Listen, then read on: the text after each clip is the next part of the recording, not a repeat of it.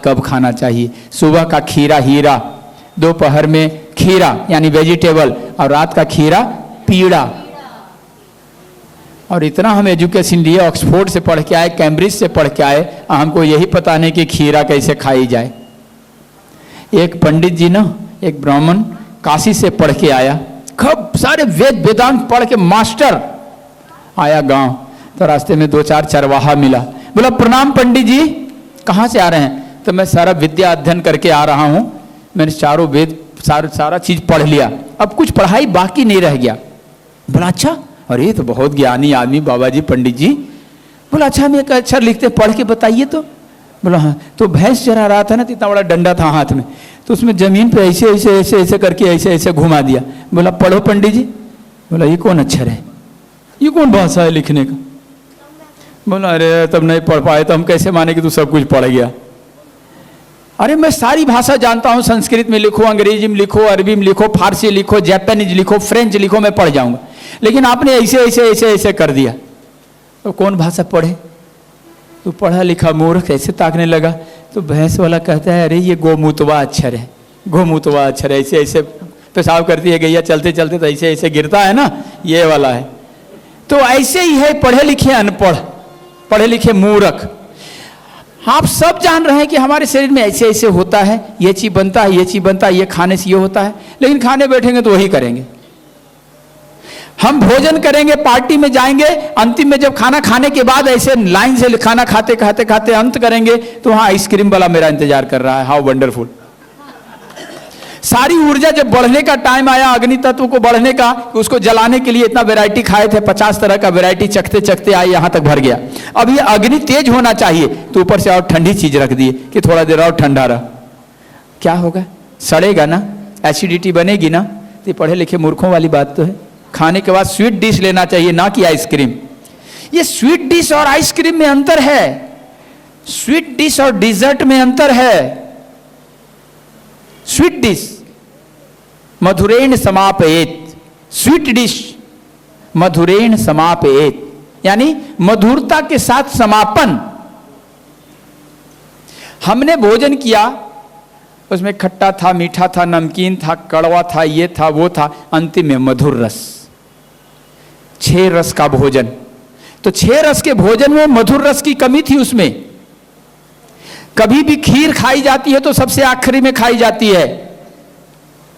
मधुरेण समापयेत, वेद कहता है मधुरेण समापयंत भला तो सब भला, मधुरेण समापयेत। मेरी बात समझ में आई? देखो हमारी परिभाषाएं भी अनपढ़ जैसी है, वो गैया वाली है, ऐसे ऐसे ऐसे, ऐसे। समझ में आया नहीं? और हम डिजर्ट लेते हैं, डिजर्ट बोले तो आइसक्रीम, वो हमें नुकसान करता है, हमें नुकसान करता है, हमारे डाइजेस्टिव सिस्टम को और स्लो कर देता है। हम एक पार्टी कभी करते हैं, पार्टी में जाते हैं खाने के लिए, तो 3 दिन तक हमारा पेट अपसेट रहता है, हाँ या ना? जितने लोग पार्टी करते हैं सबको पता है कि बाबा जी सही कह रहा है। एक पार्टी में जाओ तो 3 दिन तक पेट ऐसे ऐसे, अब तो हम ठूंसते रहेंगे, खाना बंद नहीं होता, हम नहीं सुधरेंगे। पशुओं को अगर बीमारी हो जाए, जो कुत्ते को पालते हो, उस कुत्ते को अगर डाइजेस्टिव सिस्टम खराब हो जाए तो खाना बंद कर देगा, जा करके खेत में जाएगा, घास को चबाने लगेगा और चबा चबा के उल्टी मार देगा। देखो कितना समझदार है, कितना समझदार है वो 4 फुटेड एनिमल। हम 2 फुटेड एनिमल हैं, ज्ञान के सागर हैं, ज्ञान रत्न हैं। मेरे चेतन अवचेतन सब चतुर है और फिर भी हम मूर्ख हैं। नहीं, हमसे समझदार कुत्ता हुआ कि नहीं हुआ? पशुओं को, जानवर को ना दो खाना, पेट भरा रहेगा, नहीं खाएगी, ऐसे सूंघ के छोड़ देगी। और हमें भरपेट घर से खा के निकलो, रास्ते में एक दोस्त मिलेगा, अरे अरे फलाने हम भी चल रहे हैं, तो 2 पकौड़े और चाय। ऑफिस पहुंचे तो बिस्किट, नमकीन और चाय, रिफ्रेशमेंट। दोपहर हुआ तो लंच, शाम को जब निकलने लगे तो कैंटीन में रिफ्रेशमेंट। दोस्त के साथ आए बस स्टॉप पे तो बढ़िया वाला पकौड़ा बिकता है, यहाँ पे नामी है, थोड़ा वहाँ पार्टी। घर आए तो घर वाली कहेगी दिन भर ऑफिस से आया, कुछ खाया नहीं, तो रिफ्रेशमेंट के लिए पहले लाएगी, उसके बाद डिनर। डिनर ये पेट नहीं, लेटर बॉक्स है, टिकट वाला, बगैर टिकट वाला, अंतरदेशीय, लिफाफे सारे डाले जाओ, डाले जाओ, डाले जाओ, डाले जाओ। समझेगा ये कितना झेलता है। हम अपने शरीर के साथ जितना अत्याचार करते हैं उतना किसी के साथ अत्याचार नहीं करते। ये नहीं मांग रहा है, कुछ भी हम अंदर देते हैं तो जैसे ही पेट भर जाता है तो ये मना कर देता है, हम जीभ के लालच में फिर ढकेल देते हैं। दारू पीने बैठो, ऐसे करो तो कहेगा ना ना ना, तो पहला पग तक कहेगा ना, अंदर गया तब तक कहेगा ना, दूसरा जहां गया तो न्यूट्रल, और तीसरा जहां गया तो खुला छोड़ देगा। खुला खेल फरुक्का वादी, ले ले बेटा जितना लेना है, वो मना ही नहीं करेगा। जा मर। बाप ने बेटे को कहा बेटा सिगरेट मत पी, ऐसे कर लिया। दूसरा बार फिर ना ना ना सिगरेट मत पी, फेफड़ा खराब हो जाएगा। तीसरा बार बोला मत पी, और ऐसे करके फूकने लगा। तीसरा बार में वो ढीठ हो गया, जान गया कि बाप मेरा जान गया है, फूक। तो बाप ऐसे साइड ले लगा, मर साला, टीबी होगा अपने समझेगा। अब कहा हुआ ना माने तो क्या करें, होगा ट्यूबरकुलोसिस तो जाना डॉक्टर के यहाँ, खर्चा कर देंगे, पैसा है मेरे पास, बाप यही कहेगा। तो वो बाप यही कहता है, अंदर का अंतरात्मा बाप वही कहता है। पहले मना करता है, फिर मना करता है, फिर इंडिकेशन देता है, नहीं माने तो खुला छोड़ देता है, जा बेटा, चढ़ जा बेटा सूली पर, छोड़ देता है। फिर हम बीमार हो जाते हैं, हाय राम अब बचा लो। जब तक हमारे शरीर में बल चलता है हम उसको गालियां देते हैं, उसके तरफ ताकते नहीं हैं। जैसे ही कमजोर असहाय हो जाते हैं, सारे संबल टूट जाते हैं, तो कहते हैं हे भगवान अब तू ही समझ, अब तू। अरे पहले दिन ही कह दे, दुख में सुमिरन सब करे, सुख में करे ना कोई, जो सुख में सुमिरन करे दुख काहे को हो। आज ये बीमारियां हो गई तब डॉक्टर को इंतजार कर रहे हो, बाबा को पूछ रहे हो। जब आया नहीं, जिस समय शुरुआत में हमारी बात अच्छी नहीं लगती, कोई अच्छा बताया होगा इसमें से तो उसकी बात ही नहीं माने, अरे जा बड़ा तुम्हारे जैसे डॉक्टर, इतने बड़े बड़े डॉक्टर बेकार ही हैं। अरे बेकार नहीं, वो व्यापार में है, वो नहीं बेचेगा तो खाएगा नहीं, उसके बच्चे नहीं पढ़ पाएंगे, उसकी कार नहीं चलेगी, उसकी बिल्डिंगें नहीं चलेगी। 1 करोड़ खर्चा करके लाए तो 10 करोड़ नहीं बनाएगा तो क्यों कमाया। 5 रुपये हम खरीद के लाएं, 20 रुपया नहीं कमाए तो क्यों कमाए। हमारे बच्चे का खर्च कैसे चलेगा, ट्यूशन फी कैसे आएगा, मेरा भोजन कैसे चलेगा। नहीं, वो व्यापार है। आज जितने प्री डायबिटिक और बॉर्डर पे डायबिटीज है सब उस व्यापार का हिस्सा है। आपने देखा होगा कि डायबिटीज के जब शुरुआत में डायबिटीज की दवाइयां बेचनी थी तो हर नुक्कड़ पे हर गली में कैंप लगता था, free diabetic checkup camp, free का। ऐसे युवाओं को बोला गया देश सेवा के नाम पे, ऐसे संस्थाओं को सेवा के नाम पे लिया गया और फ्री कैंप लगा। और फ्री कैंप में कुछ नहीं करना था, उसका टारगेट होता था 10% को अस्पताल तक भेज देना। 10% को, 90 आदमी को बता देना कि तुम्हारा बॉर्डर पे है, तुम्हारा प्री डायबिटिक है, तुम्हारा इतना है, तुम्हारा ठीक है। और उसमें से 10 आदमी को छांट करके अस्पताल तक भेज देना, बड़े साहब तक। तो एक कैंप से 10 आया, 100 कैंप लगा, 1000 आया, वहां भीड़ लगने लगी। अब 1000 आदमी की भीड़। अब डायबिटीज का प्रचार, अब तो जो डायबिटिक नहीं था वो सोचा रही, आज तक तो डायबिटीज महामारी, हर आदमी जिसको देखो उसको डायबिटीज, जिसको देखो उसको डायबिटीज।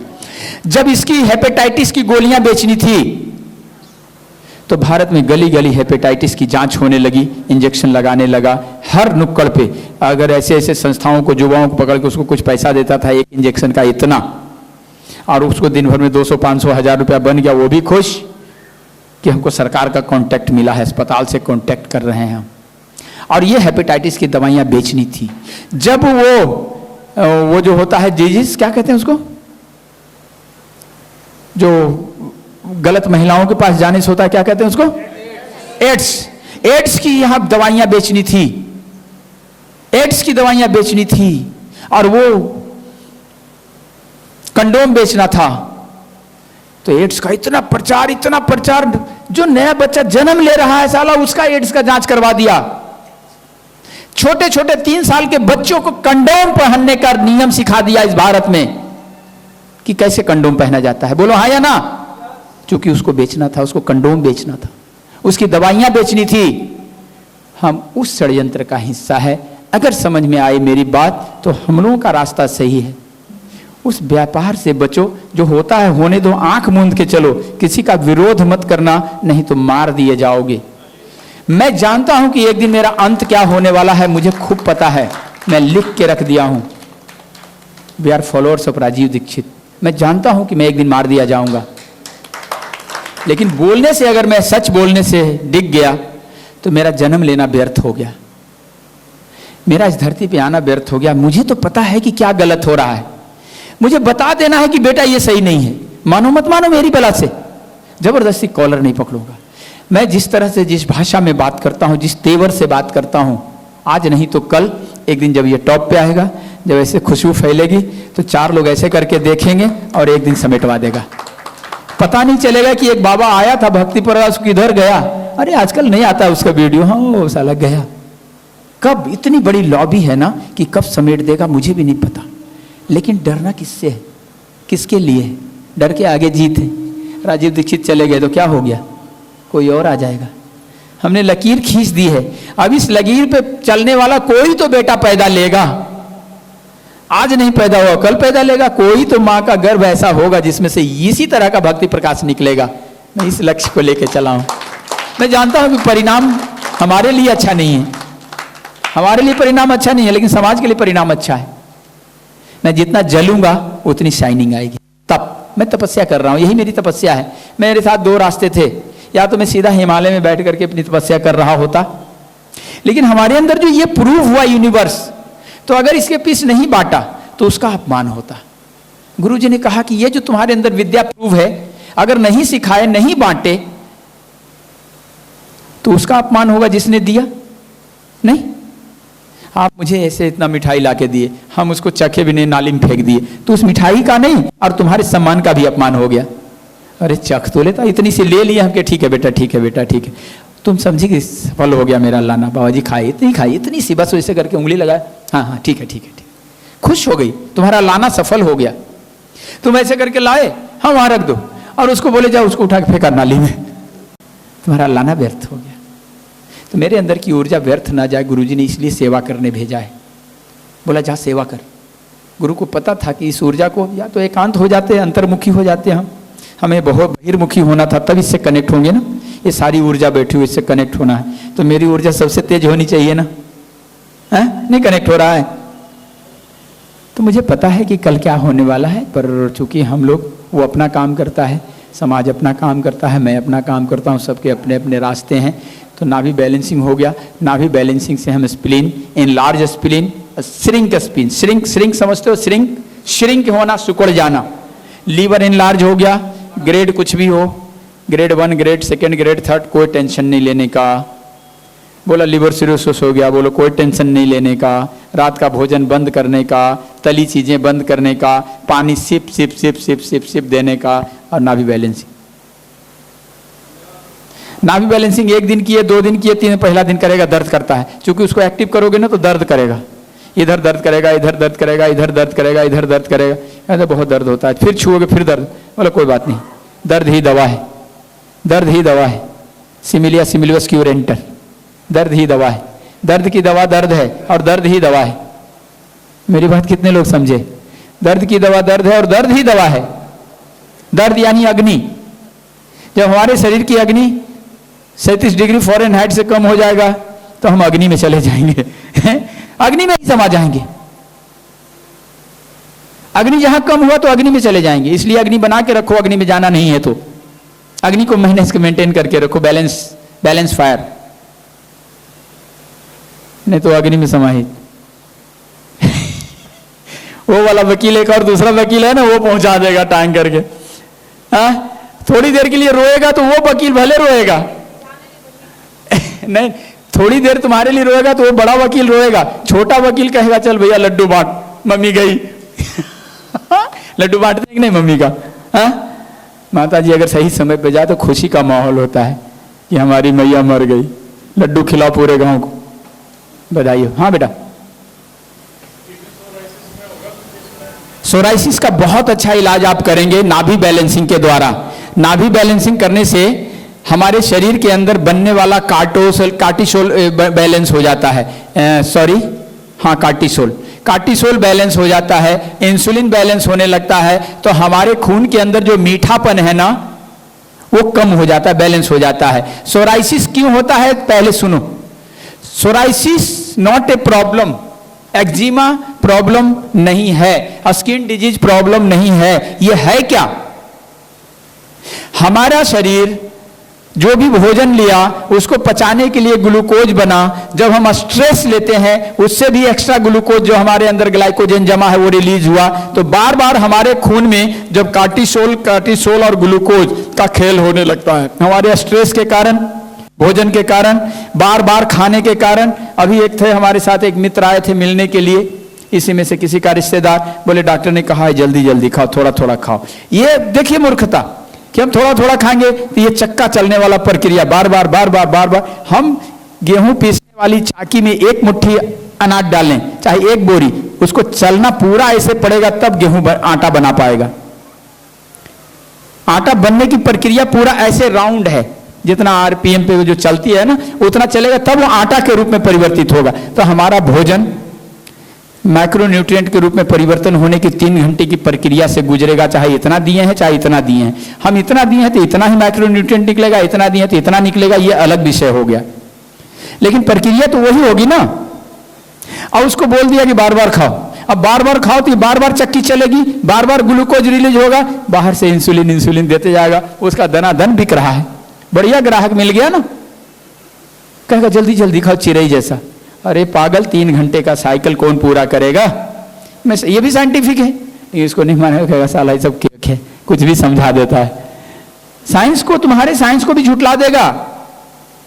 तुम कहो कि पानी में 2 हाइड्रोजन और 1 ऑक्सीजन है, तो कहेगा हट तू ही बड़ा इंजीनियर हो गया, वैज्ञानिक हो गया। लेकिन वही लिखा हुआ है H2O, नहीं मानेगा। देखो गाल पे हाथ रखिए, हमारा वैज्ञानिक गाल पे हाथ रखेगी, कार्टिसोल रिलीज होगा, कार्टिसोल रिलीज होगा, अनजाने में ग्लाइकोजन रिलीज होगा। Tension tension tension tension, tension से टेंशन ही बनेगा, आम से आम ही निकलेगा, बबूल से बबूल निकलेगा, टेंशन से आएगा। टेंशन जब चरम पे आएगा तो शांति आ जाएगी। हाँ बेटा, तुम्हारे सवाल का जवाब है कि नाभि बैलेंसिंग करो, चीनी खाना बंद करो, चीनी बाहर से इनटेक नहीं करना है। जहां पे देसी गैया बंधी होती है वहां की मिट्टी लाओ, सोराइसिस के ऊपर गीला करके ऐसे ऐसे रब करो, हल्के हल्के रब करके उसको सूखने दो। जब एकदम सूख जाए, ड्राई हो जाए मिट्टी, तो नीम के पानी से धो डालो। क्योंकि मिट्टी में जब मिट्टी को जब सूखने देते हैं अपने शरीर के ऊपर, तो बाहर से जब उसका पानी सूखता है तो हमारे अंदर का पानी बाहर खींचने लगता है। तो वो जो पानी खींचता है हमारे शरीर का, तो उसके साथ जो उसके बैक्टीरियाज हैं वो बाहर आ जाते हैं। ध्यान से सुनना, बैक्टीरियाज बाहर आ जाते हैं। Psoriasis is a bacterial disease. Bacteria कहां से आया? हमारा बाहरी स्किन जब बार बार ग्लूकोज बन रहा था, हमारा खून मीठा हो गया, तो हमारा स्किन क्या हुआ, इसका जो इम्यूनिटी सिस्टम है वो कमजोर हो गया, अफेक्शन जल्दी हो जाएगा। बाहरी बैक्टीरिया, ये एक चादर है ना, तो बाहरी बैक्टीरिया इसके ऊपर आया और इन्फेक्टेड कर दिया। तो पहला लेयर में किया वो, फिर हम बाहर वाला में खुजलाया तो एक गोली खा लिया या एक मलहम लगाए, तो वो सप्रेस करके दूसरे लेयर में ले आया। फिर बाहर निकालने के लिए हमारा बॉडी उसको करेगा कि बाहर निकालो इसको, ये कहाँ आ रहा है इधर, तो बाहर निकाल दिया। दूसरे दरवाजे में पहुंचा था, हमारा इम्यून उसको बाहर ले आया, तो फिर बाहर वाला में दिखने लगा, तो हम फिर से बाहर मलहम लगाए, एक डर्मेटोलॉजिस्ट को दिखाए, वो 2 गोली और मारा ऊपर से धड़ाम धड़ाम, और तीसरे लेयर में आ गया। अब तीसरे लेयर में रुका रहा कुछ दिन तक, खाली खुजली फुजली होते रही, हमारा दिनचर्या वही चलते रहा। उसके बाद दवाई खाना बंद, चिकना हो गया ना, हम सोचे अब दवाई तो ठीक हो गया, फलाने के यहाँ दिखाए थे ठीक हो गया। उसके बाद हमारा इम्यून चूंकि अंदर में न्यूट्रल होकर के था, अब धीरे धीरे फिर एक्टिव हुआ तो इम्यून उसको फिर से बाहर करने लगा। शरीर के अंदर एक भी अवांछित चीज को रखेगा नहीं, हमारा इम्यून बाहर निकाल देता है, चाहे यूरिन से, स्टूल से, नाक से, वोमिटिंग से, जैसे भी बाहर निकालेगा। अब इसको बाहर निकालने के लिए हमारा इम्यून फिर लगा, तो फिर बाहर वाला में खुजली होने लगी, फिर से पस पानी आने लगा। अब फिर गए डॉक्टर के यहाँ कि फिर हो गया, वहां दिखाए थे, कुछ दिन तो ठीक रहा, लेकिन फिर हो गया। अब कि फिर डॉक्टर का और उसको हार्ड मेडिसिन दिया। अब हार्ड मेडिसिन दिया तो 3rd लेयर को क्रॉस किया और आपके किडनी पे आके बैठ गया। किसी ऑर्गन पे ही जाएगा ना, किसी ऑर्गन पे, तो आपके किडनी पे बैठ गया, हार्ट पे बैठ गया, लीवर इन्फेक्टेड कर दिया। अब लीवर किडनी पे बैठा तो किडनी में इन्फेक्शन हुआ, यूरिन में परेशानी आने लगी, पेशाब में जलन होने लगा, पेशाब बूंद बूंद आने लगा या ओवरफ्लो होने लगा। बीमारी देखना सोराइसिस है, तुम्हारे पास से शुरू के चल के तुम्हारे पास ही आके रुकने वाला हूं मैं। तो सोराइसिस शुरू हुआ हमारे मीठा खाने से, हमारे खून के इन्फेक्शन से। हमने दवाई लगाई, 2nd लेयर में गया, 3rd लेयर में गया, और 3rd लेयर में दवाई तो 4th लेयर यानी स्प्लीन पे बैठा, लीवर पे बैठा, हार्ट पे बैठा। अब बीमारी लगी लीवर में, अब लीवर की दवाई खाते खाते खाते खाते लीवर इनलार्ज होते गया। अब कोलेस्ट्रॉल बढ़ने लगा। अब कोलेस्ट्रॉल का ठीक कराते कराते एलडीएल एसडीएल करते करते ये मत खाओ वो मत खाओ, रिफाइन खाओ, दुनिया खाओ, जहान खाओ। अब वो हार्ट खराब होने लगा, एंजाइना पेक्टोरिस, चूंकि ये नली जाम होने लगी कोलेस्ट्रॉल से। अब इसको ठीक कराते कराते कराते स्टंट लगेगा, ये लगेगा, करते करते किडनी खराब होने लगी। अब किडनी खराब हुआ तो जाओ वहाँ वो वाली मशीन पे डायलिसिस पे। आप समझ रहे हो? इसलिए पहला काम कि चीनी बंद, दूसरा काम रात का खाना बंद, तीसरा काम कि गाय जहां पे बंधी है देसी गैया वहां की मिट्टी लगाना शुरू करो। नीम के पानी से धो डालो सूखने के बाद। दवाई बिल्कुल बंद करो, जीरो, एक भी दवाई नहीं। बस नीम का पानी से धो डालो, कपूर और नारियल तेल लगाओ 1 हफ्ता तक। 1 हफ्ता के बाद बाबा जी को फोन करो कि बाबा जी अब मैं क्या करूं, तो 2 दवाई बताऊंगा, शर्तिया गारंटी लिख के दे देना कि ठीक हो जाएगा तो ठीक हो जाएगा। सोराइसिस एलोपैथी में क्यूरेबल नहीं है।